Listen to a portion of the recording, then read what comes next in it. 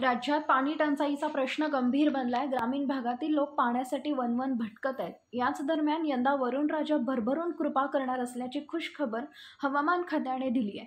मुंबई महाराष्ट्रात सरासरीपेक्षा अधिक पाऊस पडेल. मुंबईत मान्सूनच्या हजेरीपूर्वी वादळी वारे पुन्हा धडकण्याची शक्यता नाही. राज्याच्या ग्रामीण भागात भीषण पाणी टंचाईचे संकट धडकलंय. त्यातच राजधानी मुंबईत पाणी कपातीची वेळ आली आहे. मुंबईला पाणीपुरवठा करणाऱ्या तलावांनी तळ गाठलाय. त्यामुळे नागरिकांना मान्सूनच्या कृपादृष्टीची प्रतीक्षा आहे.